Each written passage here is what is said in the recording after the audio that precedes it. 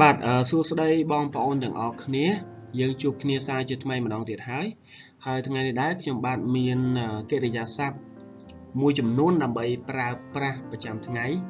ដែលយើងហៅថា daily routines vocabulary បាទ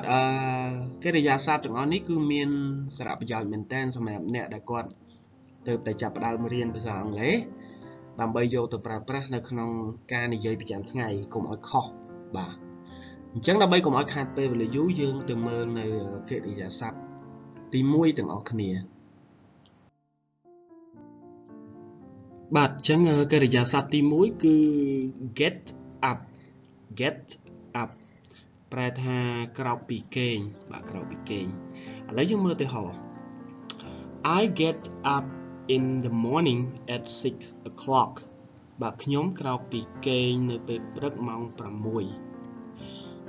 I get up early and feel good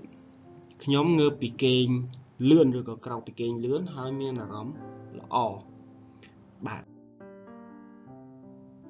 បាទកិរិយាសព្ទទី2គឺ take a shower ងូតទឹកផ្កាឈូកបាទអញ្ចឹង take a shower ប្រែថាងូតទឹកផ្កាឈូកបាទបើងូតទឹកផ្តិលងូតទឹកពីងអីអត់បានទេអានេះអត់បានដែរងូតទឹកផ្កាឈូកទេបាទមើលទីហោ I take a shower 3 times a day ខ្ញុំងូតទឹក3ដងក្នុងមួយថ្ងៃ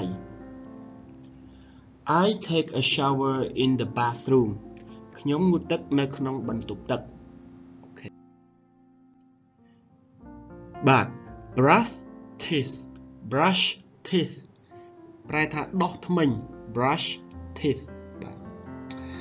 អូខេI brush បាទខ្យល់ sh ហ្នឹងគឺ I brush my teeth 3 times a day ខ្ញុំដុសធ្មេញ3ដងនៅក្នុងមួយថ្ងៃ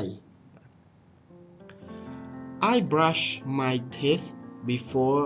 I have breakfast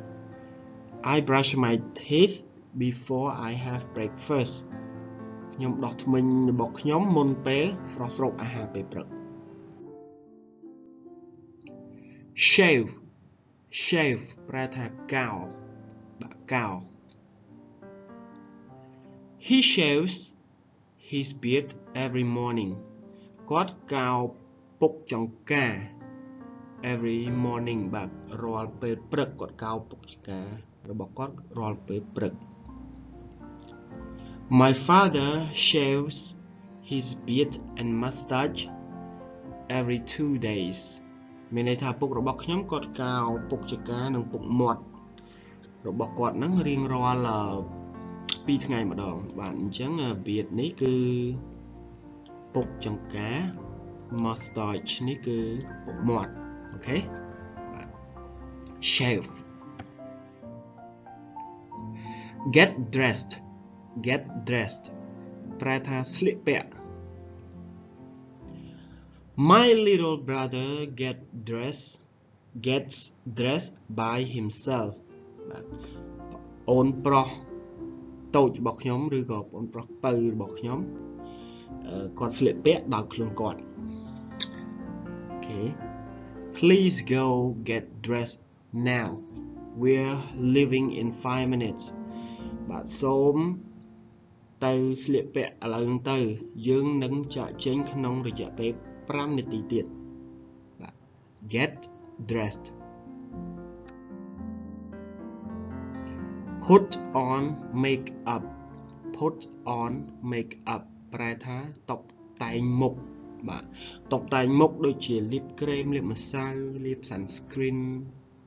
អីជាដើមហ្នឹងបាទគេយើងហៅថា put on makeup She puts on makeup whenever she goes outside នាងតែងតែតុបតែងមុខនៅពេលណាដែលនាងឬក៏រាល់ពេលដែលនាងចេញទៅក្រៅបាទ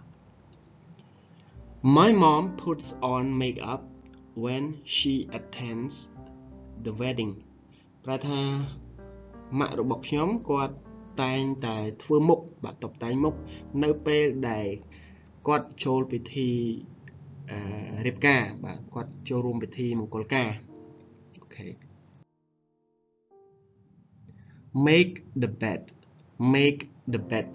ប្រែថារៀបចំគ្រែបាទរៀបចំគ្រែនៅពេលដែលយើងងើបពីគេអញ្ចឹងយើងបត់ភួយបត់មុខណាបាទ she makes the bed when she gets up នាងរៀបចំគ្រែរបស់នាងនៅពេលដែលនាងក្រោកពីគេង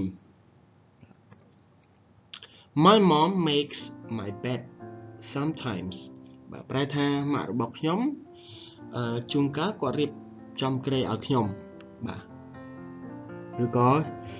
ជួនកាលម៉ាក់របស់ខ្ញុំគាត់ជាអ្នករៀបចំគ្រែឲ្យខ្ញុំបាទបន្ទាប់ទៀតគឺ make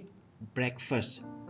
make breakfast ប្រែថាធ្វើអាហារពេលព្រឹកឬក៏ចម្អិនអាហារពេលព្រឹកបាទ She makes breakfast by herself បាទនាងធ្វើអាហារពេលព្រឹកដោយខ្លួននាង